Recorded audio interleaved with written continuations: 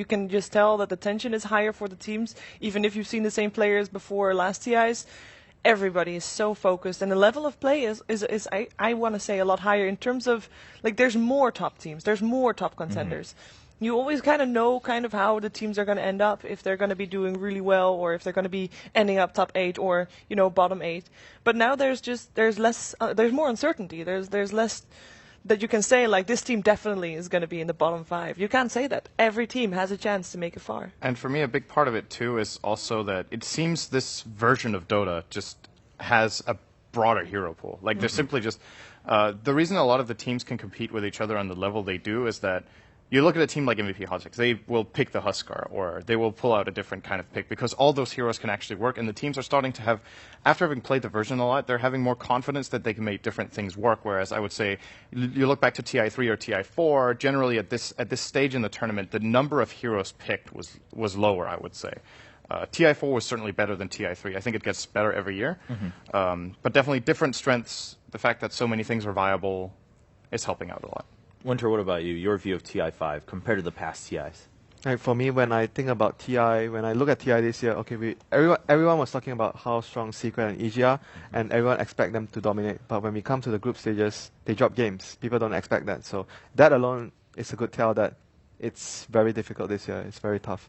Yeah, that's just the feeling I got, but I wanted to see how you guys felt having seen this develop year after year. Of course, part of it is also looking back. I mean, we look at all these stories from the players, and now we have so many champions, past TI champions, and it's been pretty exciting to see that unfold. And every player has a different start, a different story getting here, and different reasons. Like, everyone says TI's the one that matters. If you win TI, nothing else matters. But at the same time, the reasoning for that is quite different. Their background for why they say TI is the thing that matters most is pretty different. So that's been interesting to see unfold so far.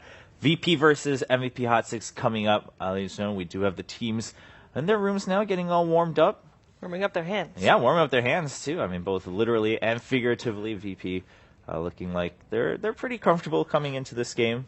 Should be their first game today, so they should feel pretty relaxed. At the same time, maybe a little bit of the jitters, even though it's been day 3. For your first game of each day can always put you on a little bit on the nerves. And MVP, I mean, tough games yesterday, of course, against a rough opponent in EG. At the same time, new day, new games, and a lot of people are expecting if either team from MVP is going to do well. Cinder, you've been saying Hot 6 probably going to perform a little bit better. I'm sure they're feeling that support a lot, and both MVP teams have been saying our goal is to get top 8 this year and prove that we've definitely improved from past years. Do you think they'll be able to prove that this match? I'm just hoping they don't look too much at the score right now. And they're like, oh, this is the group, we have 1 point. And they look at, it's really unfortunate because, as I said earlier, I don't feel like it reflects their performance. I think they're better than the 1 point they got. So if they analyze the situation correctly and they don't go on tilt because, oh, wow, this group stage is horrible for us, we haven't really won that much. They've played 3 games. They got a draw and 2 losses. There's still 4 games remaining. They can definitely pull out some really good plays. Now, from the camera shot there, you can't really read too much into it. Maybe. But, I mean, at the same time, it does matter, right? There are these outside factors. Yeah, it looked. Jerax looked either, maybe he's a little bit tired, or he didn't look like he was like, boom, let's go, right? He didn't look too into it, but I think as long as they have been constructive about their losses yesterday, especially because, once again, like, what do you take from the games? They pressured EG a lot in Game 1. They lost it, but they pressured them a lot, which few teams have done, right? Have really taken the fight to a team like EG as well as they did. So if they look at the positives, they find the flaws. I could easily see them winning this, even 2-0. Like, for me, the draw is still the most likely. VP are the favorites, but what Hot 6 do show up today is the question. All right. I think for Hot 6, I mean, you mentioned it yesterday, they came up with a tough loss. It was against EG, and EG was one of the favorites going into the entire tournament. So if you're going to lose against someone, against EG, there's no shame in that, I think. Right.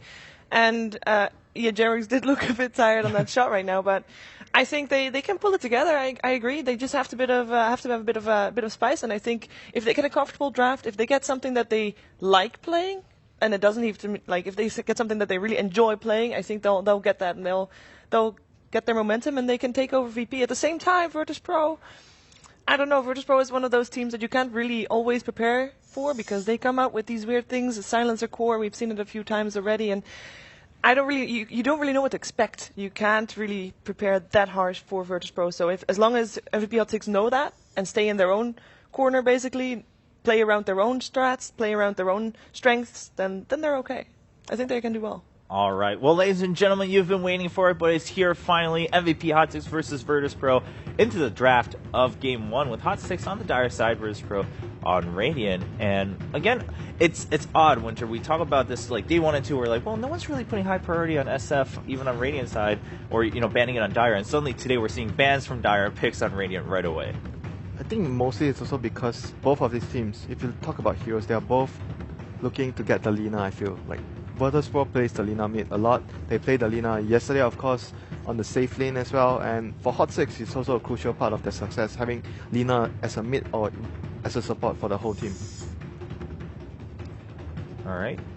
Yeah, there's definitely going to be some heroes open here. EG yesterday against MVP Hot 6, I think they first phase banned Lina both games. Yes. Lina and Shaker, both the games. Lina and Shaker both games? Yeah. Virtus.pro is another team that really like playing their Lina on G. It's the type of hero that he excels at. He is very good on spellcasting mids that just burst. Burst mid heroes are his jam, and no matter what Virtus.pro ban now, we're going to have a lot of the key heroes of this tournament so far get through. We've got Gyro, we've got Tusk. Leshrac now gets banned. What else do we have? The Shaker, Queen of Pain. For MVP Hot 6, they're Shaker, the Lina. They have so many things to choose from. I personally think they either grab the Gyro or the Quap now, because those are really big picks for VP as well, and then adapt to whether or not VP picked the Lina. I'm really curious if you're MVP Hot 6, you know that Virtus.pro has G with that indeed bursty type of hero play. Doesn't matter which heroes he plays, he'll be the aggressor, or at least he'll try to be. How much emphasis are you going to put on trying to shut him down? Or are you going to try to put more emphasis on getting your own safe lane more farm and maybe helping your own mid lane just be secure? Okay. Whoa. First pick. Well, maybe you just don't care. Maybe you just don't. Bloodseeker first pick. Yeah, Bloodseeker first pick coming out. I mean, despite all the heroes you guys just mentioned, and so many that have been very high priority. And yeah, that does leave the Gyro open, and then the Tusk too. So. It's a hero G plays too, though. So yeah. it's a hotly contested pick for both teams because they actually both like playing around the Bloodseeker. But I was definitely not expecting it as the overall first pick of the matchup. But it's a hero that we should have thought about would play a big role in this. Okay. And they rate it really high. As far as shutting down G, I would definitely agree. If they can get away with it, putting focus on G is great. But already from the draft now, it might become difficult for MVP Hot 6 to pressure them in a lot. Yeah, they've been doing a lot of weird things with their draft. Even yesterday, picking I think in a lineup which has a lot of giving the Tinker a lot of vision with the Tombstone and the track. So they've been really showing a lot of versatility within their picks alone. So there goes the Lina, which they like to pick a lot. This means we still have, so out of the heroes we mentioned in the start as key picks, we still have... Shaker? We have Shaker.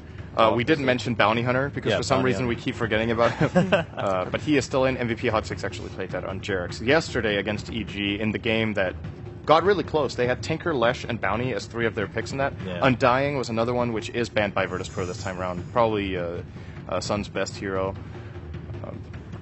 Yeah, the Dazzle being banned out too. Of course, Dazzle more and more finally just being outright even first pick to first ban by a lot of teams.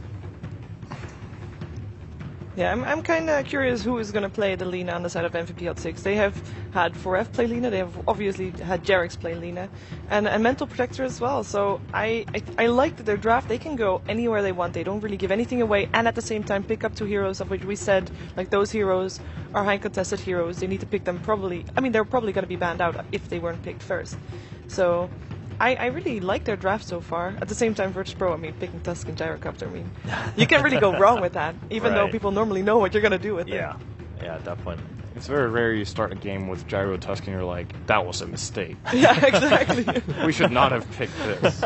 It's about where they take it from here. Like, it's just such a solid opener, all in all. It does force MVP Hot 6 to more focus on their own lineup because, as you said, I mean, Gyrocopter Tusk, you can do anything with that. And I said at the start, I hope that MVP Hot 6 is going to focus more on their own play, and they're kind of forced to because they have to ban out against what they don't want to play against, like a Dazzle in this case. to go up against Bloodseeker Lina. They don't want to do that. Which other heroes would you consider seeing them ban out? Is that a Bounty Hunter or Shaker, or do they still want to get that and not ban them out because of that? Right. I mean, at this point, also to consider is that Virtus Pro will get that pick afterwards in this after this ban phase. So, I mean, Winter, what are your thoughts? Storm being banned out, but that again still leaves those other heroes open. Of course, Storm hotly contested here at the same time.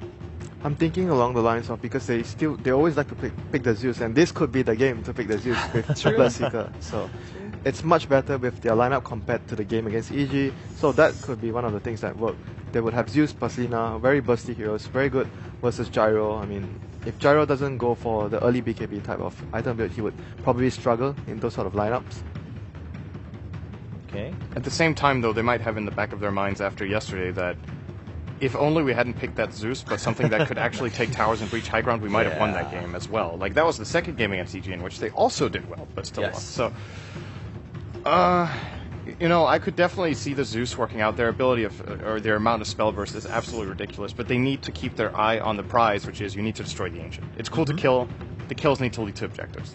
It's that simple. And personally, I would like to see MVP Hot 6 grab the Shaker here and then build into more of a physical carry lineup where they will be able to too bad take the towers. Because Shaker is a great pick against Tusk and Gyro, in my opinion, and now Virtus Pro like it themselves as well. It's good at stopping Bloodseeker in his tracks when he's trying to run heroes down, and also just a solid AoE team fighter, which is the style Virtus Pro likes to play.